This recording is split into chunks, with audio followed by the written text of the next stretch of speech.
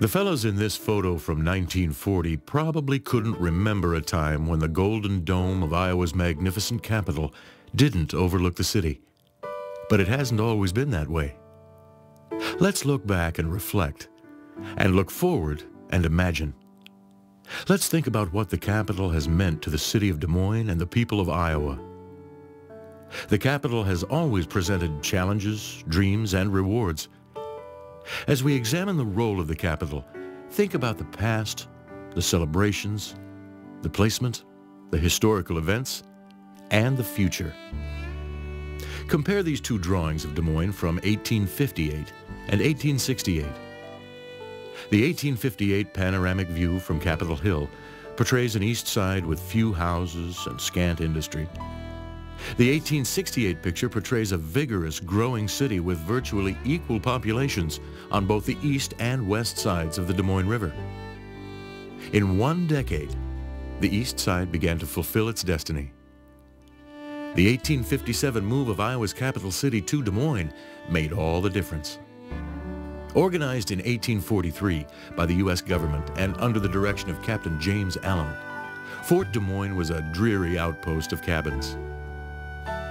But even before the government soldiers arrived, an enterprising explorer and fur trader named Wilson Alexander Scott settled in this wilderness outpost.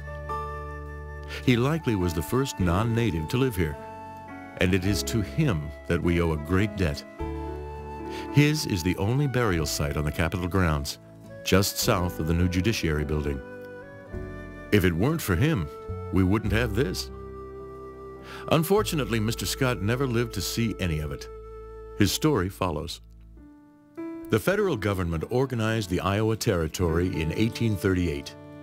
Within 2 years, the territorial government moved from Burlington to Iowa City. The old stone capitol, erected in 1840, was turned over to the state of Iowa in 1846, when we became a state. But as the population moved increasingly westward, the clamor for a more centrally located capital city became louder. After much acrimonious debate, the legislature in 1855 voted to move the capital city to a fledgling village of a few thousand people called Fort Des Moines. It wasn't much of a town, and the hastily constructed building made of local materials wasn't much of a capital compared to the Iowa City building. But the move brought about a great change for the town. Wilson Alexander Scott did live to see this first building. Leaders from both sides of the Des Moines River vied for the new building in a competition that came to be known as the War, and a war it was.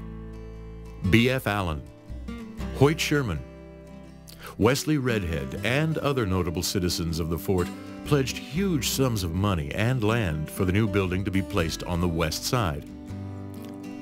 But it was Scott's offer of free land and a commanding view from the bluffs on the east side of the river, along with a free Capitol building, that won the day. And with that decision came the joining of the fort and East Des Moines into the city of Des Moines. Fort Des Moines followed the general growth pattern of settlements at that time. Major population centers tended to occur on the western edge of rivers and large bodies of water.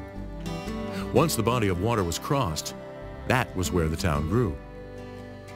Bridges across the river that connected both sides were frequently washed out by floods. Sometimes the builders exacted tolls, making the crossing an economic issue.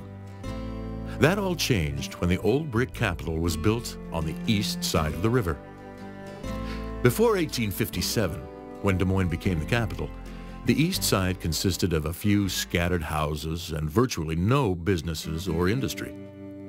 The vibrant west side, or fort, included banks, schools, sawmills, breweries, hotels, homes, and businesses peculiar to that age. Since 1857, the city of Des Moines has identified itself with the presence of the capital. The area around the capital had always been an area of private homes and tended to stay that way. Business growth on the east side grew away from the Capitol grounds. By 1868, the plaster in the old brick capitol was literally falling on the heads of legislators. That began a new and equally contentious war, one about the construction of a new capitol. When the vote for the new building was taken, it passed with a one-vote margin. The budget for the construction of the new Capitol was set at $1.5 million. The final cost of the building came to nearly $3 million. The cornerstone was laid in November 1871 amid great pomp and ceremony. Work on the foundation continued, but that first winter proved especially harsh. Much of the foundation stone cracked because of its inferior quality. Most of that stone was replaced at great expense, and the current cornerstone, dated 1873, was laid. One of the architects of the Capitol was Alfred Picknard. Robert Finkbein, engineer and one-time legislator from Iowa City, oversaw the budget and construction of the Capitol. The legislature moved in when the building opened in 1884, with impressive chambers for the House of Representatives and the Senate. A year later, the governor and the executive branch arrived. When the Supreme Court moved in during 1886, the building was declared complete. So now, Iowa had a beautiful new Capitol, but it was a jewel set in a tarnished crown. The building was hemmed in by houses. Children played in the shadow of the building. Parents pushed prams and laundry flapped in the breeze. The grounds just didn't seem adequate for such a magnificent structure. Look closely at this old photo of the Soldiers and Sailors Monument. You can see houses and other structures in the background. The location of the 135-foot monument caused so much controversy that many veterans of the Civil War insisted it be moved downtown. The veterans felt its location was too close to the Capitol and that its significance would be overshadowed by its gold dome neighbor. The unsightly houses surrounding it added to the problem. The city offered land where the Embassy Suites Hotel now stands. The state, however, was reluctant to move a monument that contained 3.8 million tons of Vermont granite. It stayed put, but the controversy persisted. The monument sits on the site of the old brick Capitol, destroyed by fire in 1892. After 1892, the state added somewhat to the Capitol grounds, but with no specific plan in mind. As the state grew, so did the need for the Capitol grounds to expand. The William Boyd Allison Monument was built to honor the long-serving congressman and senator from Dubuque. The monument originally was a beautiful fountain. Unfortunately, it was filled in during the 1950s. By 1913, the legislature recognized the need for more attractive Capitol grounds. It passed a 10-year levy to raise $3 million to purchase property around the Capitol. The grounds expanded to 93.5 acres, as illustrated in this 1918 aerial photograph. Landscape architects offered plans for the newly expanded grounds. Note the emphasis in this plan on the 4 entries to the Capitol grounds. Each entry invites participation in and around the People's Building. Sadly, not much was done, and the opportunity passed. But the grounds at least expanded. As the Capitol brought legislators and others to Des Moines, East Side businesses began to prosper. Immigrants from Scandinavia and Eastern and Southern Europe arrived. In the 20th century, Iowa became home to people from war-torn countries in Asia, Africa, and the Balkans. These drawings and early photographs of the East Village demonstrate the growing importance of the area. Today, the East Village is a vibrant and trendy neighborhood. It adds to the Capitol's atmosphere with its many restaurants and shops. The Capitol and grounds complement the development of apartments, townhouses, and businesses along Grand Avenue, Locust, and Walnut Streets. The Capitol and grounds provide the backdrop. In case you hadn't noticed, parking has always been a problem at the Capitol. From the 1880s to the 21st century, parking has been a key issue. At last count, about 6,000 people work at the Capitol complex, competing for just under 4,000 parking spaces. And that doesn't include when the legislature is in session. Even an early attempt at mass transportation by businessman Jefferson S. Polk didn't solve the problem.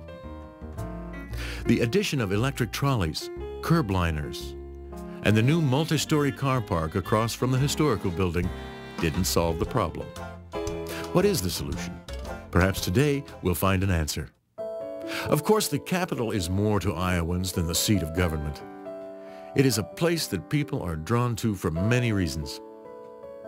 When President Grant died in 1885, thousands of people crowded to the Capitol for his memorial service. When President Theodore Roosevelt visited Des Moines in 1903, the West Capitol steps provided the natural place for the people to gather. Civil War veterans visited the Soldiers and Sailors Monument for many meetings of the Grand Army of the Republic. These early 20th century children thought nothing of bringing their pet sheep to the Capitol on a late winter's day. When World War I ended in 1918, thousands of Iowans gathered at the Capitol in November to celebrate. 6 months later, Iowa doughboys paraded to the Capitol grounds. They marched through a temporary victory arch built for that day. The arch, by the way, was located where the West Capitol Terrace is being constructed today. Likewise, when President Kennedy was assassinated in 1963, the public gathered at the Capitol grounds to mourn his loss with a solemn firing of cannons. And demonstrations are nothing new to the Iowa Capitol.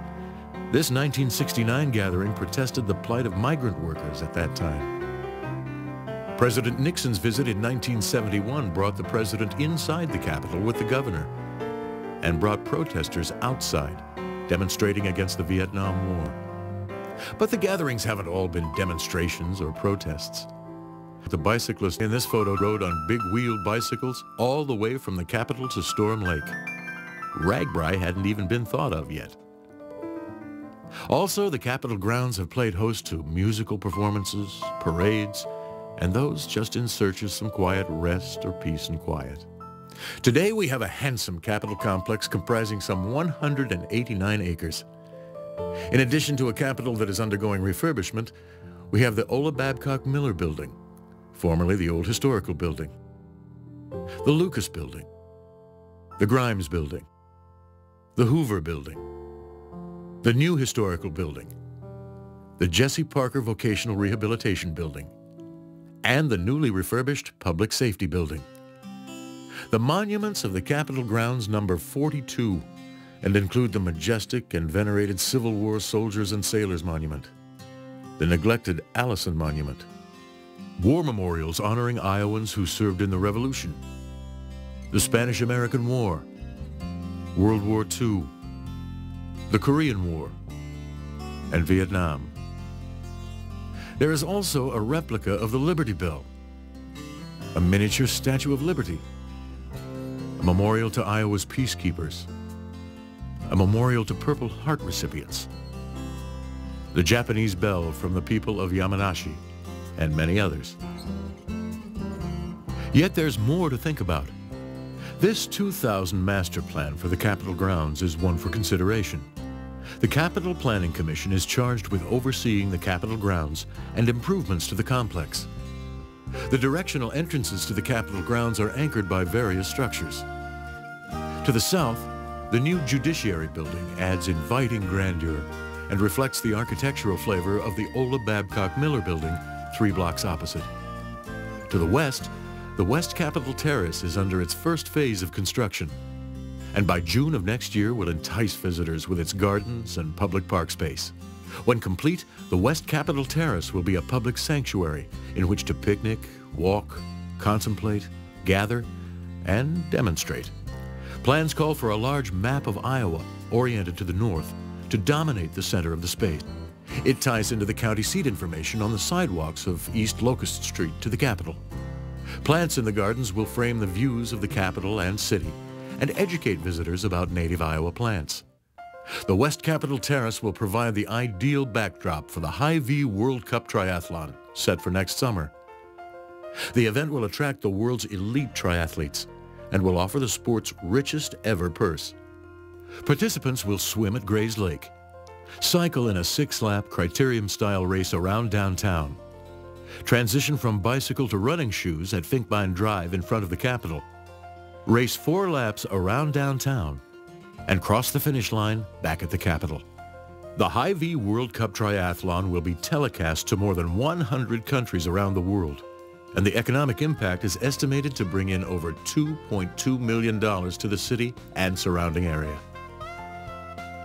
At the base of the West Capitol Terrace stand two 1890s row houses and a 1950s office building that could function, eventually, as a visitor center or a focal point for a trip to the Capitol itself. The 1892 corner building used to house the medical office of Dr. James Taggart Priestley. The 1894 row house next door was built by Samuel Green, an early Des Moines foundry and furnace businessman. To the north, the Wallace Building will be replaced by a new state office building. Just what the building will look like and its exact location have yet to be determined. Also on the north side is an old warehouse, often referred to as the Carriage House. It too is a possible choice for a visitor center to the Capitol. About 100,000 visitors come to the Capitol per year from across the country and around the world. About half of these visitors are Iowa students. Among the artifacts that could be on display here is this window that was part of the lantern in the cupola at the top of the Capitol. It would give students an idea of how large the building is. The Carriage House presents a few challenges. It could hold up to 90 people with its current square footage, but the Capitol frequently has student tour groups as large as 150. Getting those students from that visitor center across Grand Avenue to the Capitol creates some problems caused by traffic and inclement weather. Possible solutions include busing them across the street, enlarging and improving the tunnel system under Grand Avenue, or installing a crosswalk. Additional parking for school buses is another option for this area. The east side of the Capitol currently is anchored by the Grimes Building and the World War II Memorial. The unsightly parking lots in front of the Lucas Building and east of the Capitol make that entrance most uninviting. There is room for improvement. The state's motor vehicle garage at East 7th and Walnut and the gas station across the street are also sites that need to be considered for relocation. The possibilities for the future are numerous. A well-thought-out plan for expected needs of the Capitol grounds will be crucial. Yes, those old gentlemen in 1940 understood that the Capitol and its surroundings provided ample opportunity for conversation, reflection, and thought. The Capitol today, after 122 years of use, shines more brightly than ever. Its future as a gathering place for the people of this city and the citizens of this state is in our hands.